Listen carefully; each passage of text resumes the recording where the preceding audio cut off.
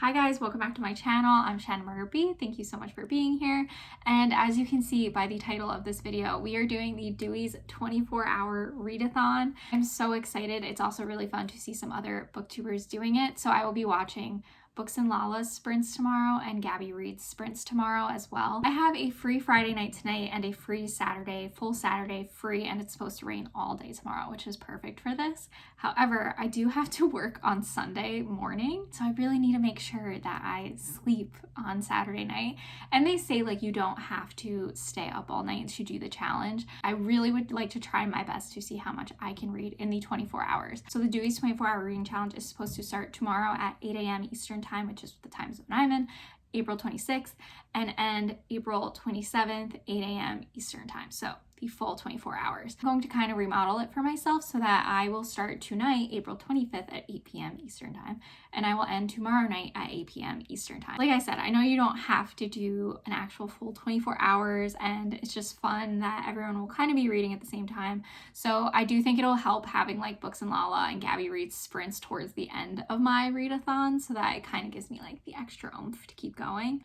So I had a really hard time picking this TBR. Tried really hard to have like a really great mix. So this is my TBR. I'm just gonna run you through them because as I read them, I will tell you what they are about. But one of my most anticipated books since it came out, and I can't believe I was able to thrift a brand new copy, is Yellowface by R.F. Kuang. So I heard this is like kind of like a funny satirical thriller. So I try to do books in like each category for the most part. Next one is Nothing to See Here by Kevin Wilson. This sounds like it's a good literary fiction. Again, it looks like it might have some humor aspect to it. Last Dress from Paris by Jade Beer. I kind of founded my family's little book club. It's like my mom, my sister, and my sister-in-laws. So, and we meet quarterly. So last time was our first one, and we read On a Quiet Street by Stefina Nova Glass, I believe. I might have just butchered that.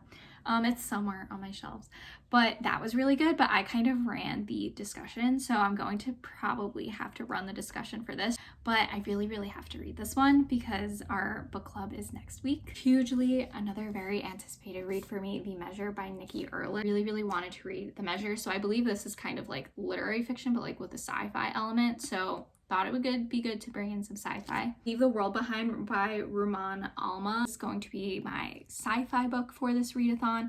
And I also just thought size-wise, this is like a good book if for any reason I'm starting to slug along. I feel like this would help me. And then my last book is The Dream Hotel by Layla Lalami. This was by the register at the library when I was checking out some books.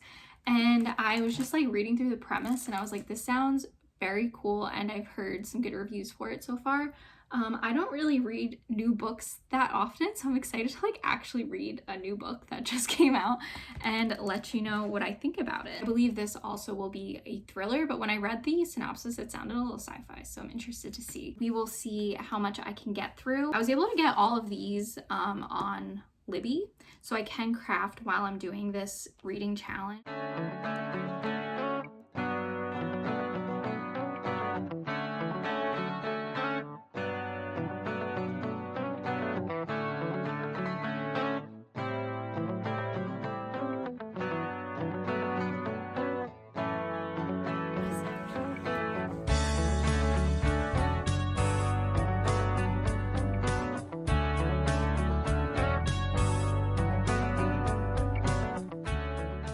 For about an hour and a half, and I'm halfway through Leave the World Behind, and I have a lot of thoughts so far, but most of them are pretty good. So I'm on page 122, chapter 22. This is not where I thought the book was gonna go.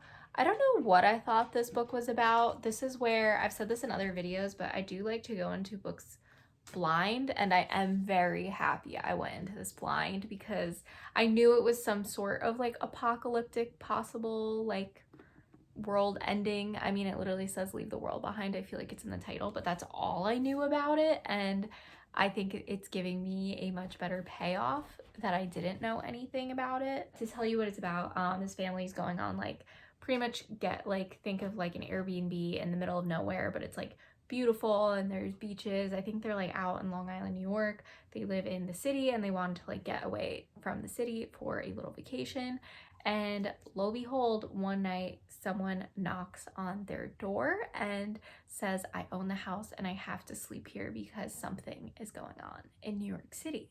And they don't know if it's like apocalyptic. We still don't know what's going on really. It's pretty interesting. It's just like this very eerie feeling. And it's crazy because in the beginning, when I saw the title was like Leave the World Behind, and it's the title of their Airbnb is Leave the World Behind, I truthfully wasn't getting the apocalyptic part. I wasn't understanding where it was going. So I was starting to like look into all the little details, and I'm like, oh, maybe this isn't sci-fi and maybe this is just like a big metaphor, and I remembered wrong of what this book was about. And okay, maybe we're in literary fiction now, and like, oh, I just love the way they talk about vacationing and like showering the SPF off, and I was like, ooh, okay, this is fun. It was a little too sexual at points, and they talk a lot about food, but like in a weird sensual way. It was very strange in the beginning, I can't lie. But no, it's apocalyptic. So like I'm halfway in and I just feel like nothing's happened. Also, I will say, if you live or commute to / work in New York City, don't read this book, because I used to commute and they're like talking about like if the power goes out and the subways are stuck, and like I used to commute to New York City for work a couple years ago, and let me tell you, I was so stressed of like exactly what they're talking about in this book happening. I have 50 pages left of Leave the World Behind, and I truthfully have no idea what's happening or what's going on, and there's just so little left, but I'm really enjoying it, so it's like I don't really mind. I had to relocate just for a little vibe change and just to finish up this last 50 pages, so I will let you know how it goes when I finish.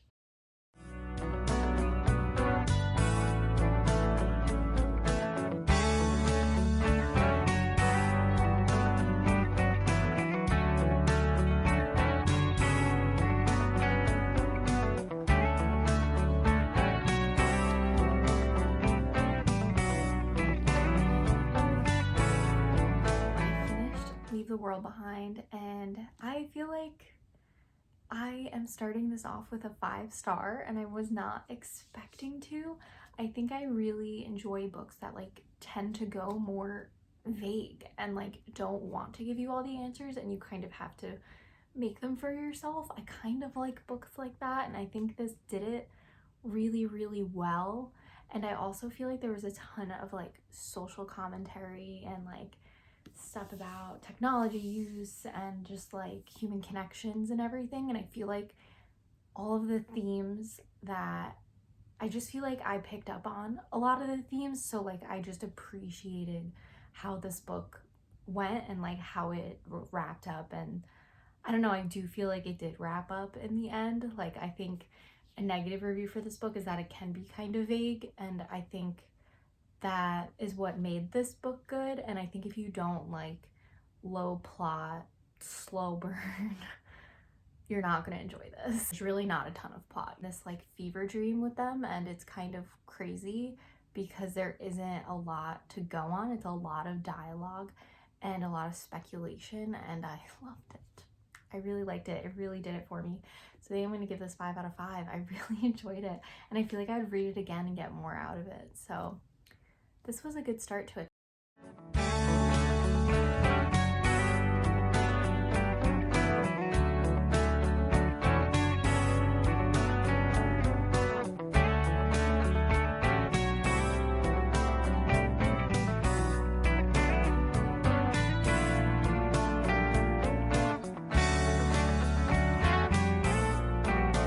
Good morning, we are back, and it is like 11 o'clock, so I've been reading and crafting for a couple hours, and unfortunately I did fall asleep around like 2 o'clock last night. I was like, oh, I really want to stay up like so bad, but I just like could not.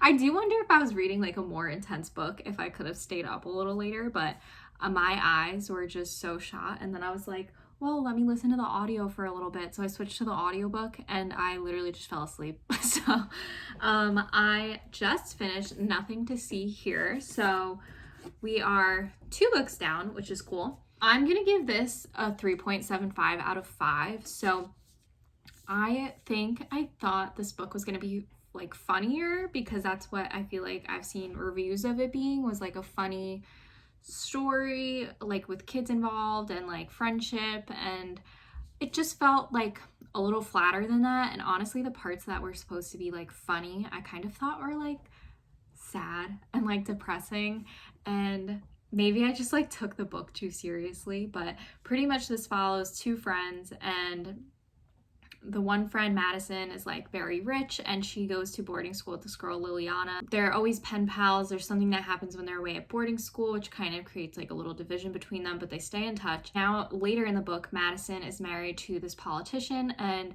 he has 2 children with another woman who passed away, but these children catch on fire. So now they kind of need someone to come and watch the children and pretty much like keep them out of like harm's way, keep them out of the limelight, kind of like hide them away. An interesting premise. I thought the setup of the book was good, and I did enjoy the story. I enjoyed reading about this little family. I enjoyed reading about the friendship. I do feel like the friendship aspect could have been like more developed. I felt like it didn't have enough of a story, and it is most of the synopsis in this book, so I was a little confused on that sense.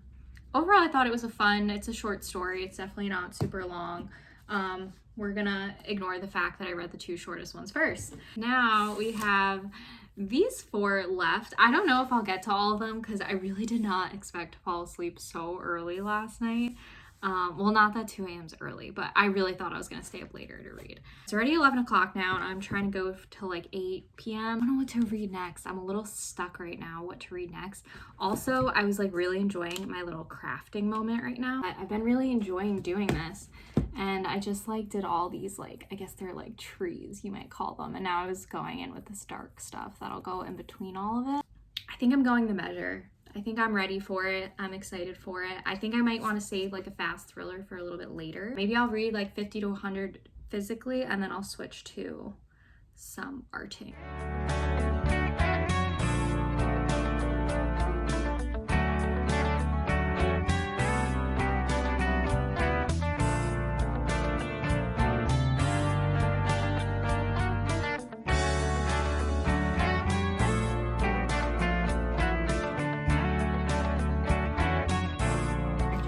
Showered and got changed for the day, and it's already like 1 o'clock, and I also just did my nails, this like fun springy color. I am loving The Measure. Oh my god, did I just hit my hands? It is so good. I am about a little over 100 pages in. I was able to read physically for a little bit, and then I like showered and got ready, and then I was listening to the audiobook while I was doing my nails. I am really enjoying The Measure so far. I like the audiobook, and I like reading it physically. I actually think I like reading it physically maybe a little bit more. Pretty much these boxes appear on everybody's doorstep one day, like all over the entire world. Like different countries are dealing with it differently. And they have a string, and the length of the string correlates to how long you have left to live. And a lot of people are saying, should you look, should you not look, should it be regulated if you're allowed to look, should you seek medical attention if it's a short string? Or there's a lot of interesting like social commentary, how it's impacting politics and elections, and like knowing the lifespan of each other, like how that impacts your relationships, couples breaking up, staying together. So it's really interesting, but there is a big like cast of characters. If that's something you don't like, is a lot of characters to follow. I feel like there might be like 1 too many cooks in the kitchen right now. I feel like she didn't need this many characters, but I'm sure at some point they're all gonna come together. It's 2 p.m. so the day is like flying by, and I'm like, am I really gonna get through 3 more books after this? I don't think so. So we might have to pick and choose what I end up reading towards the end.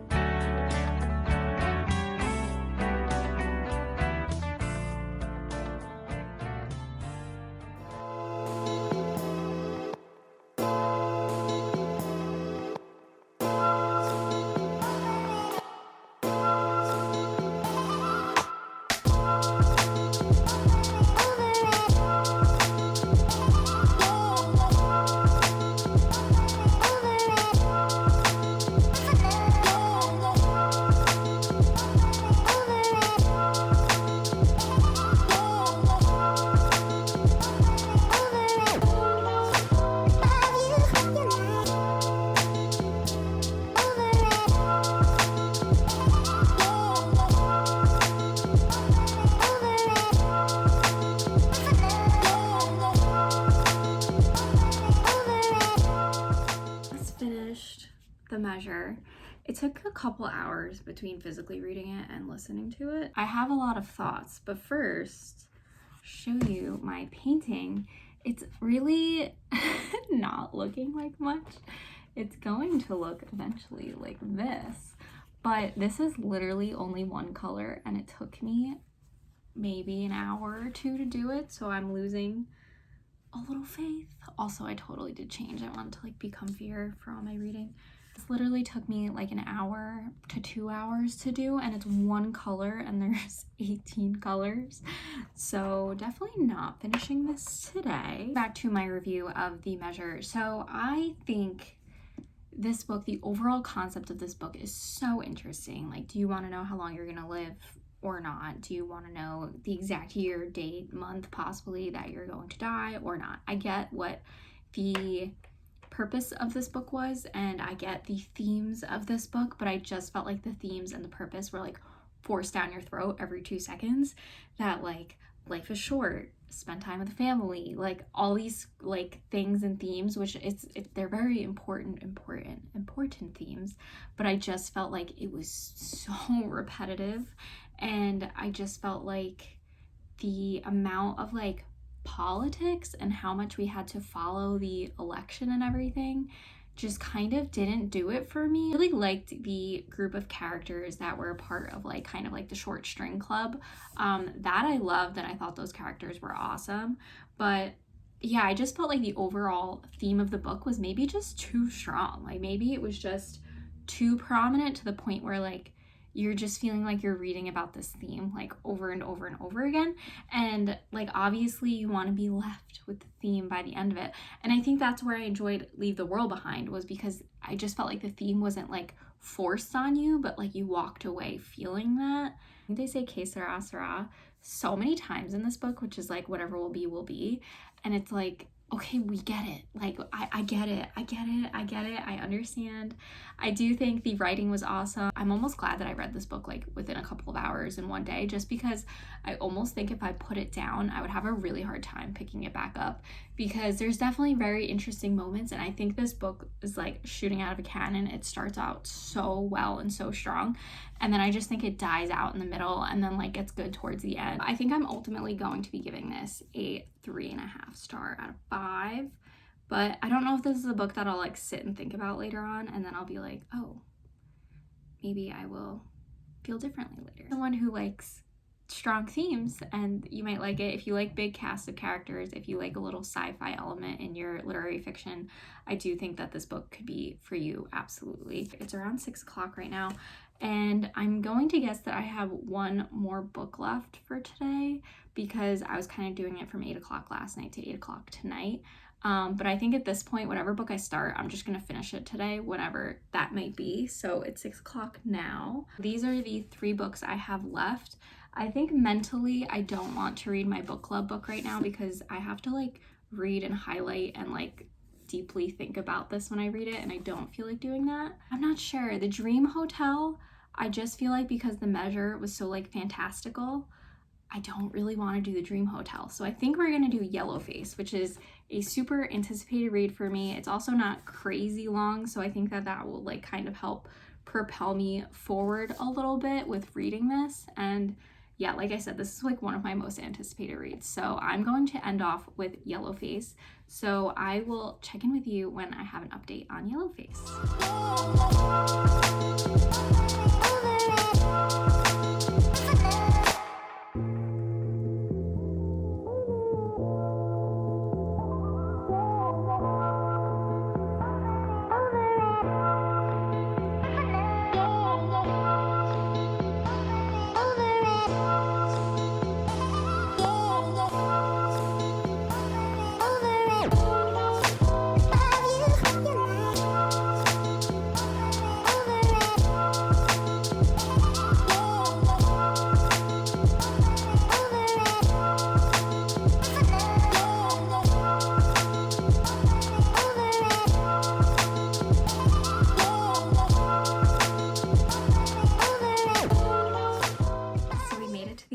Of the readathon. It's almost midnight, so I ended up reading for like past 8 p.m., which was my plan, but I really just wanted to finish Yellowface.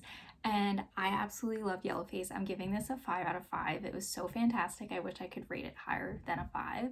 I think it had such interesting like social commentary, especially surrounding the publishing industry, and I think a lot of things that we as readers think are like all in this book when it comes to diversity and different issues. So it was really interesting, especially to hear both sides of it. This book follows June, and when her friend Athena dies, there is a manuscript in Athena's apartment, and June steals it and takes it as her own and publishes her own book, which goes on to become popular.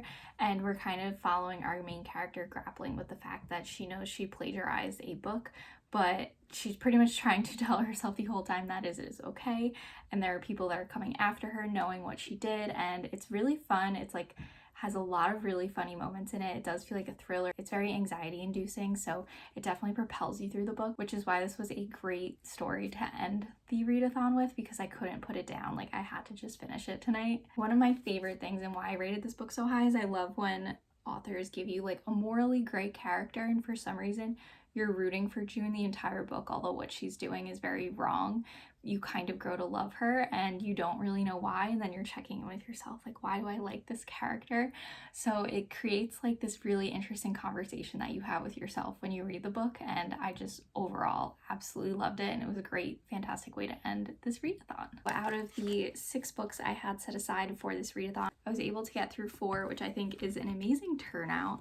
And I came out with 2 5-star reads, which is like, can I ask for anything more? We'll be trying to read these books this week, so stay tuned for some reviews on these, maybe in a later vlog.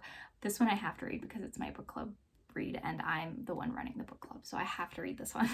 But I'm also really interested in reading this before I have to return it. Say overall it was a success. If you're curious, I did get like 1 line in the Dewey's 24-hour readathon like bingo chart, so I think it was like my favorite genre, which is, I would consider this to be kind of like a thriller, but this is also like kind of like a thriller horror sci-fi.